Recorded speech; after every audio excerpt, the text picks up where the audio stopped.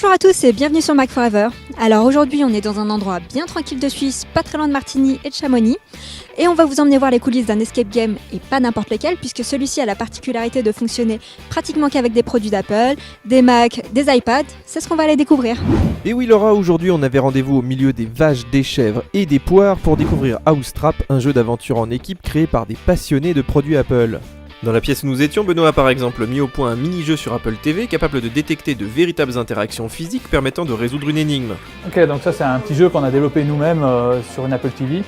Elle est toute reliée en réseau avec des Arduino. En fait on a des capteurs. Donc ici on a un capteur qui permet de détecter quand on met et qu'on enlève le morceau de bois. En fait directement dans le jeu on a le morceau de bois qui apparaît et qui s'enlève. Et puis tout ça c'est sur un Arduino qui va détecter la distance du morceau de bois et qui l'envoie directement sur l'Apple TV qui va faire l'interaction et faire bouger le bois en vrai. Et des Apple TV il y en a un peu partout, comme ici avec une fausse fenêtre et dans la plupart des salles souvent en guise d'écran d'information pour les joueurs. Ouais, alors ici en fait on a une Apple TV, donc ça ressemble à un écran cathodique mais en fait on l'a démonté puis on a mis un écran plat derrière plus une Apple TV pour du coup faire l'image qu'on veut. C'est pareil, on affiche des indices sur cette télé, à l'envers bien sûr, vu qu'on est tout à l'envers ici, on marche au plafond, donc tout est affiché à l'envers, tout est retourné. Alors ces Apple TV embarquent toutes des applications natives alimentées par des flux réseau et envoyées par de petits serveurs comme ici avec des Arduino. Et d'ailleurs, pourquoi avoir pris spécifiquement des Apple TV ? Non, ouais, on a lancé Escape Room juste après qu'ils aient débloqué les applications sur Apple TV, donc ça correspondait bien à ce qu'on avait besoin, sinon on aurait dû partir sur des Raspberry ou quelque chose comme ça, mais c'est quand même nettement moins stable et nettement moins facile de créer des applications. Enfin, en tout cas en tant que développeur Apple, c'est beaucoup plus rapide de développer sur Apple TV. Dans certaines pièces, on trouve même des iPads avec également des énigmes à résoudre au travers de petites applications natives.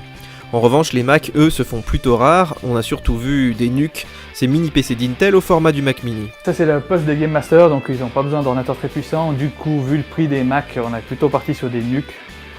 J'ai pas encore installé ça en macOS, mais ça marche bien. Que les Mac mini n'ont pas été renouvelés depuis 2014 ? Par exemple, ouais, donc vu que c'est un peu vieux, par rapport au prix d'un NUC et par rapport à la puissance du Mac mini, on est quand même pas mal intéressant d'avoir un NUC. En tout, Housetrap propose 5 pièces aux ambiances très diverses, d'Alcatraz à vice-versa en passant par notre chalet de grand-mère. De quoi passer un bon moment avec ses potes ou ses collègues. Bon allez, c'est pas tout ça, nous on a assez remué nos méninges et il est l'heure d'aller goûter le célèbre apéro valaisan. Bon voilà, il est 3h du matin, ils nous ont enfin libérés. Nous on va vous mettre toutes les informations sous la vidéo pour que vous puissiez venir si vous êtes à Chamonix, à Martigny, à Lausanne.